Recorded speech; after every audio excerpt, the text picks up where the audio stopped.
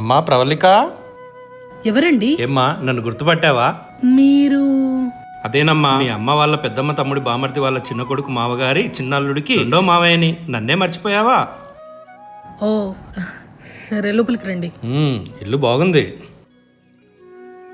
ఏం తీసుకుంటారు? ఏమొద్దమ్మా, మీ అమ్మాయా? అవునండి. బాగుంది. ఇలా రా నాన్న. వచ్చేటప్పుడు చాక్లెట్స్ ఇద్దామని మర్చిపోయాను. ఇదిగో ఈ డబ్బులతో నచ్చిన చాక్లెట్స్ తెచ్చుకో. అయ్యో, చిన్నపిల్లకి డబ్బులు ఎందుకండి? తీసుకుదు. పర్లేదులేమ్మా, నేనేమైనా బయట వాడినా తీసుకోనా అన్న. ఇక్కడదా. వెళ్ళొస్తానన్నయ్య. ఉండరా తమ్ముడు, చాలా రోజుల తర్వాత ఇంటికి వచ్చావు. ఈ 2000 తీసుకుని ఏదైనా డ్రెస్ వద్దులే అన్నయ్య, ఉంచుకో. నీ దగ్గర నాతో ఉన్నాయి. వద్దన్నయ్య, ఉన్నాయి. పర్లేదన్నయ్య, నాతో ఉన్నాయి. నేను చీర కొంటా అంటే 1000 రూపాయలు కూడా ఇప్పుడు తమ్ముడికేమో 2000 అంట. ఈయన తీసుకొనడం, ఆయన వద్దనడం. పోనీలే మరిది గారు, తీసుకోండి. నీ సంగతి చెప్తా.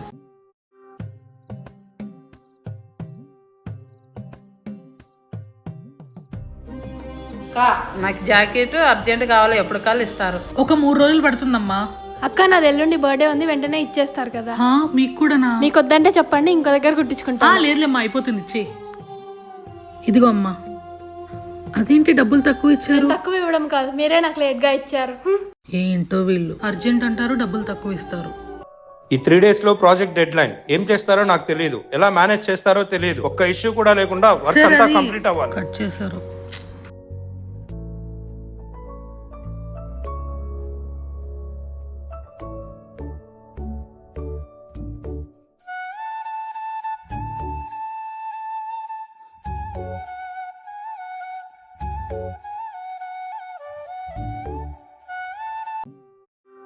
అక్క అక్క, రారా తమ్ముడు, ఎలా ఉన్నావు? అమ్మ నాన్న ఎలా ఉన్నారు? అందరూ బాగున్నారు అక్క. కానీ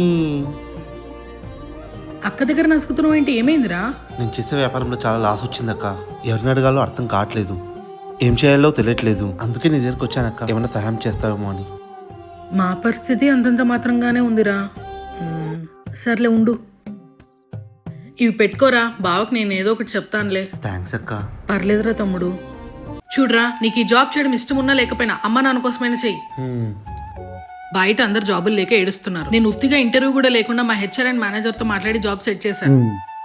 నా పరువు దీకు, బుద్ధిగా పని చేసుకో. అలాగే అక్క. నువ్వు సంపాదించుకుని ఆ డబ్బుతో ఆ బిజినెస్ ఏదో చేసుకో, అంతేగాని డబ్బు కోసం అమ్మ నాన్నల్ని ఇబ్బంది పెట్టకు. సరే అక్క.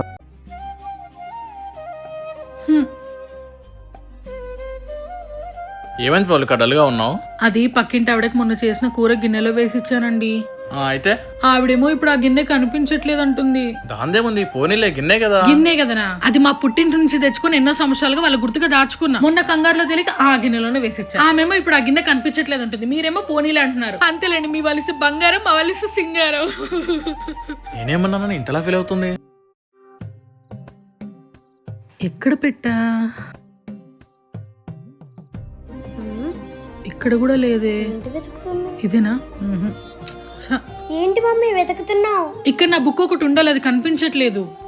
ఇప్పుడు అది మొన్న ఆడుకునేటప్పుడు చినిగిపోయిందని చెప్తే ఇంకా నా పని అంతే. అది డాడీ తీసారనుకుంటా మమ్మీ. నా వస్తువులు ముట్టుకోద్దని ఎన్నిసార్లు చెప్పినా వినరీనా. చెప్తా ఆగు మీ డాడీ సంగతి. అయ్యో డాడీ పాపం.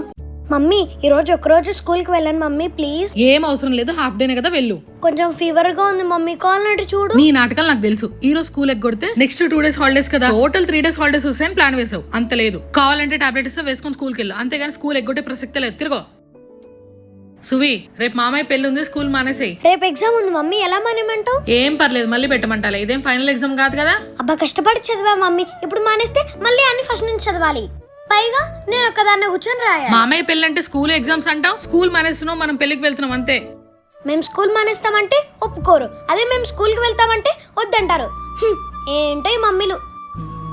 సువి, రేపు మనం తాతయ్య వాళ్ళ ఇంటికి వెళ్తున్నాం. మమ్మీ రేపు నాకు స్కూల్ ఉంది, మర్చిపోయావా? ఏం పర్లేదు, లీవ్ పెట్టు. లేదు మమ్మీ, మా స్కూల్లో రూల్స్ అన్ని మార్చేశారు. ఎప్పుడు పడితే అప్పుడు స్కూల్ మానేయడానికి లేదు. ఎన్ని డేస్ లీవ్ పెడితే అన్ని డేస్ ఫైన్ వేస్తారు. ఏంటో ఈ పిచ్చి రూల్స్, డబ్బులు దుబ్బడానికి ఏవేవో చేస్తారు. అవన్నీ నేను చూసుకుంటా, మీ సార్స్ నేను మాట్లాడతాను, వెళ్ళి లీవ్ లెటర్ అయిపో. Okay mummy. రామ్మ ప్రయాణం బాగా జరిగిందా? బానే జరిగిందమ్మా. నువ్వేంటి ఇలా అయిపోయావు? సరిగ్గా తింటున్నావా? అల్లుడు నిన్ను సరిగ్గా చూసుకుంటున్నాడా లేదా? ఏమైనా ఉంటే చెప్పమ్మా, నీలోనే దాచుకోవద్దు. ఏముంటుందమ్మా దాచుకోవడానికి? ఏది ఎలా ఉన్నా కూడా మా ఆయన నన్ను మహారాణిలా చూసుకుంటారు. నాతో ఏ పని కూడా చేయించారు. నాకే ఇంట్లో బోర్ కొట్టి మిషన్ కుడుతున్నాను, ఆయన అది కూడా మా నేను రోజు తిడతారు. మరేంటి ఇంట్లో డబ్బులు చాలక మిషన్ కుడుతున్నావని అందరు అంటున్నారు? అవన్నీ గాలి మాటలు. నువ్వు ముందు ఇంట్లోకి రా, ఫ్రెష్ అప్ గా భోజనం పెడతా. అయినా అల్లుడు అంత పెద్ద ఉద్యోగం చేస్తూ సంపాదిస్తుంటే నీకెందుకే జాబులు, తలకాయ నొప్పులు? హాయిగా పిల్లలతో కాలక్షేపం చేయక. అమ్మా, ఇంకా పాత రోజుల్లో మొగుడు మాత్రమే పనికి వెళ్ళాలి, ఆడది ఇంట్లోనే పని చేయాలనే ఆలోచన ఏంటమ్మా? భర్తలో భార్య సగం అంటారుగా, అలాగే మేమే పనిలో అయినా సగం సగంగానే చేసుకుంటాం. రెంట్కు 7,000, పాలవాడికి 3,000, కరెంటు బిల్లుకి 1,200. ప్రవళిక ఏంటండి? ప్రవళిక ఇదిగో ఈ నెల పాలవాడికి 3,000, రెంట్కి 7,000, కిరాణా షాప్కి 2,000 పెట్టాను, అన్ని క్లియర్ చేసి. అలాగేనండి. అన్ని ఖర్చులు పోగా ఈ నెల 3,000 మిగిలాయి. పాత బాకీలు ఏమైనా ఉంటే కట్టేయి. అలాగే 700 నీ ఖర్చులో ఉంచుకో. అయ్యో నాకెందుకండి, నేనేం చేసుకుంటా. మీ దగ్గరే ఉంచండి, నాకు ఏదైనా కావాలంటే మిమ్మల్ని అడిగే తీసుకుంటా. సరే నీ ఇష్టం. సువి చెప్పు డాడీ. సువి ఇదిగో ఈ మంత్ నీ pocket money 20 thank you daddy. నా పాకెట్ మనీ అంతా ఈ కిడ్డీ బ్యాంక్ లో దాచుకుంటా. అయ్యి వామ్మో, ఈ మంత్ కరెంట్ బిల్ 4,000 వచ్చిందండి. అవును, మనకి ఏసీ లేకుండా నిద్ర పట్టట్లేదు, అందుకే చలికాలం కూడా ఇంత కరెంట్ బిల్ వస్తుంది. అయినా మనం కొంచెం ఖర్చులు తగ్గిస్తే చాలా బెటర్ అండి, లేకుంటే సేవింగ్స్ చేయడం చాలా కష్టం. అవును, నువ్వు ఆర్డర్స్ పెట్టడం తగ్గిస్తే ఇంకా సేవ్ చేయొచ్చు. అయినా నా ఆర్డర్స్ వల్ల ఏం కాదు, మీరు ఇంట్లో ఎక్స్ట్రాగా చేసే ఖర్చుల గురించే చెప్తున్నా. ఎప్పుడు నా ఆర్డర్స్ మీదే మీ కళ్ళు.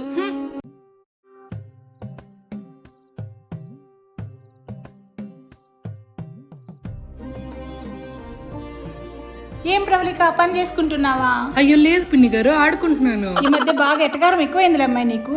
నా ఎట్కారం ఏముందిలే, మీరు మాత్రమే ఉప్పు కారాలు పప్పుల కోసమేగా వచ్చింటారు, అంతేగా.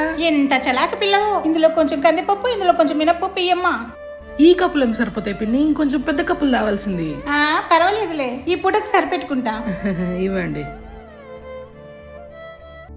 ప్రవళిక, మొన్న ఏదో మీరు ఆర్డర్ పెట్టుకున్నారంటగా, అది చూసి మా పిల్లలు అదే కావాలని గోల చేస్తున్నారు. అదేదో మాకు కూడా ఆర్డర్ పెట్టమ్మాయి, డబ్బులు ఇస్తాను. అలాగే అత్తగారు, ఇప్పుడే ఆర్డర్ పెడతా.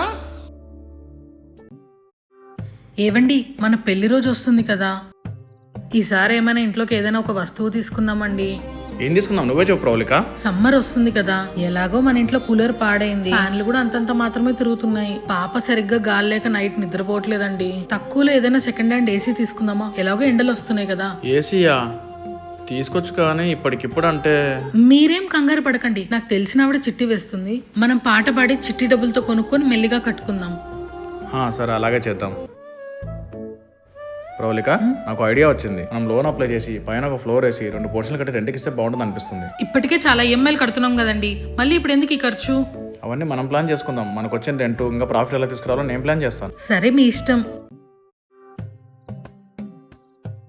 మమ్మీ నాకు ఒక 10 రూపీస్ ఇవ్వు. నీకెందుకు 10 రూపీస్ ఇప్పుడు? నాకు లేస్ ప్యాకెట్ కావాలి, షాప్కి వెళ్ళి తీసుకుంటా. 10 రూపీస్ కి ఎన్ని 2 రూపీస్ కాయిన్స్ వస్తే 10 అవుతుంది, ఎన్ని 5 రూపీస్ కాయిన్స్ వస్తే 10 అవుతుందో చెప్పు, అప్పుడు ఇస్తా. అవన్నీ నాకు ఇప్పుడు తెలియదు మమ్మీ, నాకు ఫస్ట్ డబ్బులు ఇవ్వు. ఇలా కాదు, ఉండు నీ సంగతి చెప్తా. పోనీ ఈ రెండిట్లో ఏది ఎక్కువ చెప్పు, అప్పుడు నీకు డబ్బులు ఇస్తా. ఇది 10 రూపీస్ నోట్ ఒకటే ఉంది, ఇవి కాయిన్స్ ఎక్కువ ఉన్నాయి. ఇదే మమ్మీ. అక్కడ 9 ఉంది. గుడ్, ఈ 2 రూపీస్ కాయిన్ తీసుకొని వెళ్ళి కొనుక్కోపో.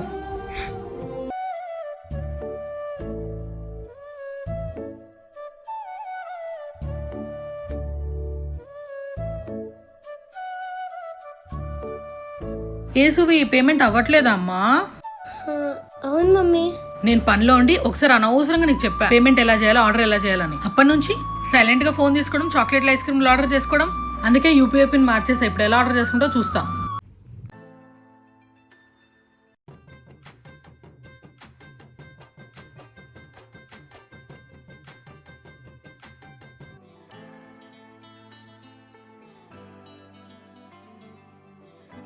స్వామి సువి, కళ్ళు మూసుకొని కాదు, కళ్ళు తెరిచి దేవుని చూస్తూ దండం పెట్టుకోవాలి. సరే మమ్మీ. దేవుడా, మాకున్న కష్టాల నుంచి మమ్మల్ని గట్టెక్కించు, లేకుంటే ఆ కష్టాలను ఎదుర్కొనే శక్తిని, ధైర్యాన్ని మాకు ప్రసాదించు. ఒక కొబ్బరికాయ ఇవ్వండి. భగవంతుడా, ఈ ఉద్యోగం వల్ల ఇంట్లో పూజ చేయడానికి, రెగ్యులర్గా గుడికి రావడానికి కుదరట్లేదు.